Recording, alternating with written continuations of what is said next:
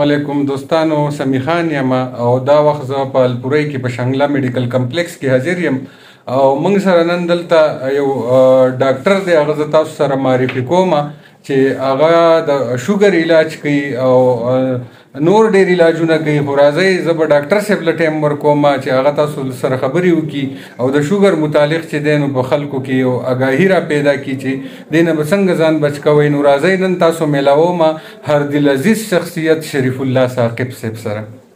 مننه سمی خان، ستاسو د راتلو مونږ له د وخت راکولو او بیا په خپله زبردسته شیشه منې د خپلو مینوالو سره د مخامخ کولو یو جهان مننه. زما خو زیات خلک به پیژني ډاکټر شریف الله ثاقب او زه دلته په شانګله میډیکل کمپلیکس کې د شوګر کلینیک او جنرال پریکټس کوم، یعنی د معدې او د تایراید د چا وزن غټ وي ستاسي اوبیسیټي وي او بانچپن د چا ماشومان نه کېږي نو د هغې علاج کومه دلته.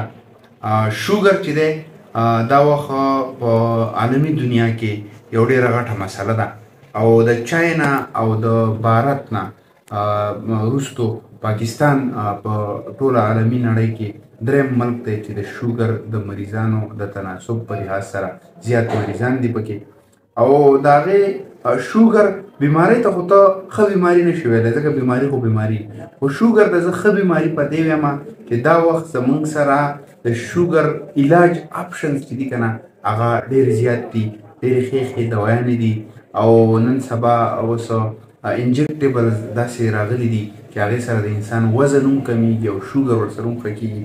نو دا د بیماریانو کې زه یم چې یو ښه بیماري ده. ښه بیماري به موږ هغې ته وایو چې د هغې د علاج آپشنز تا سره ډېر وي.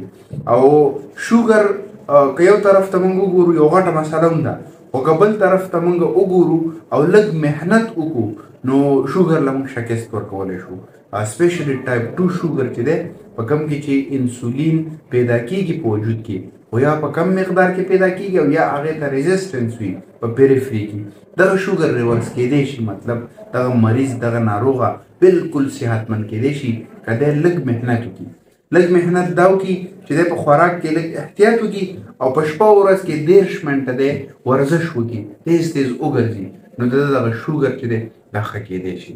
ټیک دی. شوګر مریضانو ته به زه دا ووایم چې یو خو ما ورته ووایي چې واک دې کوي، یعنې ورزش واک او ورزش کې دا فرق دی. په واک کې خلک په قلاره رواني، ورزش کې به ته لږ تیز ځي چې ستا د وجود نه خوله وځي او ستا د زړه رفتار لږ بېواره شي، نو دې ته ورزش وایي. نو دا نیمه ګنټه او ضروري نه ده چې یو انسان دی په شپه ورځ کې دا نیمه ګنټه مسلسل ورزش وکړي.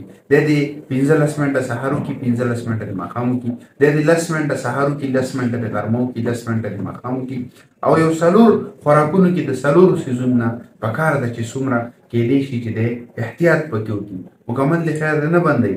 په هغې کې د غنمو سپین اوړه یعنې فاین آټا، په هغې کې وریجې کوم چې زموږ د کورونو مطلب زینت دی او هر ماښام نه وي نو په دویم ماښام په زموږ په کورونو کې خامخا وریجې پخېږي. نو څونه کېدی شي د وریجو نه د ډډه وکړي، د فاین اوړو نه ډډه وکړي، دا څونه سافټ ډرنکس یا کولډ ډرنکس چې دي د دې نه پکار ده چې ډډه وکړي او دا سویټس چې کوم دي دا بیکري سټف چې کوم دی یعنې مټایانې، لډوان، کیکونه د دې نه پرهیز وکړي. په فروټو کې پکار ده چې 4 فروټ احتیاط سره استعمال کړي. هغې کې هندوانه، هغې کې خربوزه، په هغې کې ام او په هغې کې کور شامل دي. ټیک شو جي.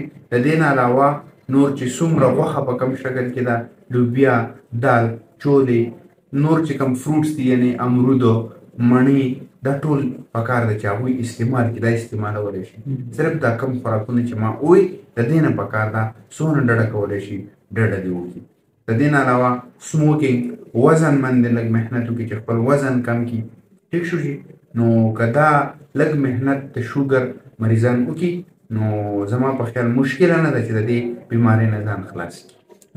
ډېره مننه ډاکټر صاحب، تاسو ډېرې ګټورې خبرې وکړې او واقعي که په دې باندې څوک عمل وکړي نو انشاءالله د دې شوګر نه به خلاص شي.